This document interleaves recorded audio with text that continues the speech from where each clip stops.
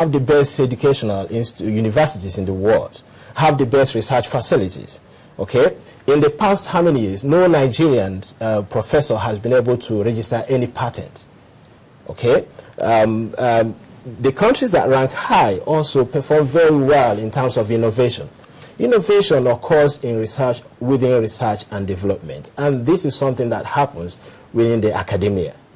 Here we don't have enough engagement, no collaboration between the universities and the industry. And whenever there is no industry academic linkages, we have the problem of lack of competitiveness as we experience in Nigeria currently.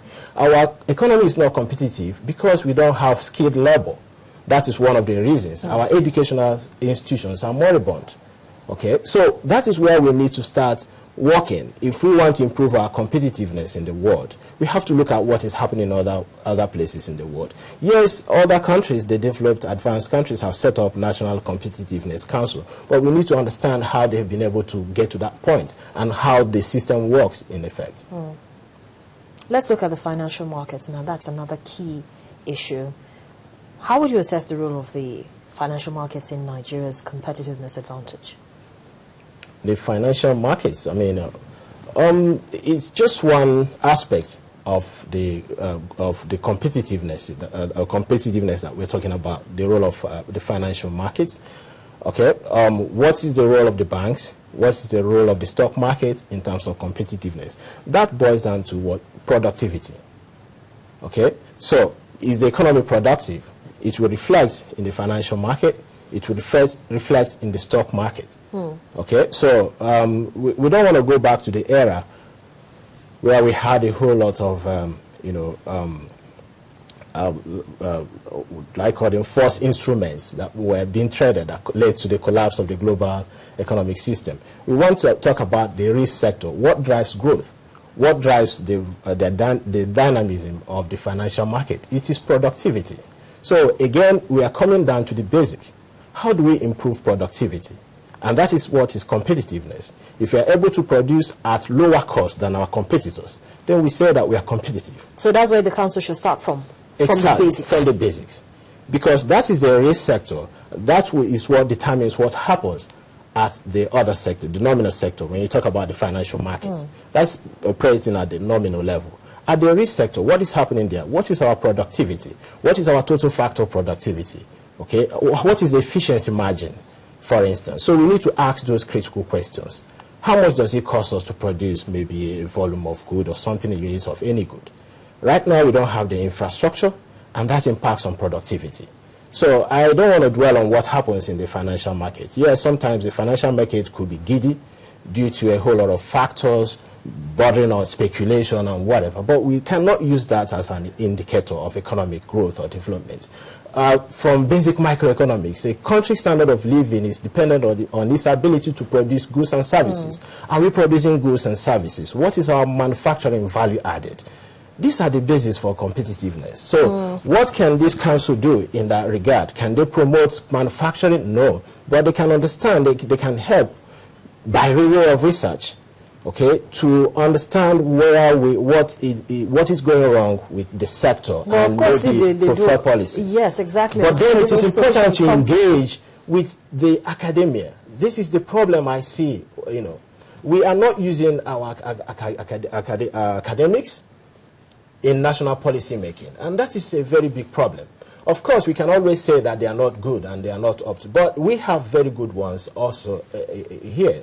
We suffer brain drain. One of the reasons why we suffer the brain drain is, again, this lack of competitiveness within our system. So our best and the brightest, we have to leave. Even within the economy itself, we also have some sort of poor allocative efficiency. Okay, you notice that the best and the brightest seem to be attracted to the same sector. You may have productive efficiency in the sense that you are producing the best, you are the production possibility frontier. You are producing using the lowest resources, producing the optimal that you can produce. But then if everybody is producing, let's say, gun in an economy, that is not good. That is a poor, I mean, the allocative efficiency, there's allocative inefficiency in that system. So we need to work in such a way where we have also labor market efficiency. Although the World Economic Forum report ranks Nigeria, somehow fair in terms of labor market efficiency, but if we go by unemployment and the fact that a whole lot of people are employed only in the banks and in the oil sector, then you know that we don't have any sort of allocative efficiency within the system. Bongo, let's take a break now. Let's take a breather, and we'll come back and talk more on the subject. Today on the program, we're focusing on improving Nigeria's competitiveness, and we're looking at the role of the National Competitiveness Council of Nigeria, what they're going to be up against, and what they should be doing, who they should be working with to ensure that Nigeria actually attains a better standing on the World Economic Forum's Global Competitiveness Report. And I have here with me a Senior Research Fellow of the Lagos Business School, Bongo Adi, and that's going to be, we're going to continue talking about that in just a moment. Please stay with us.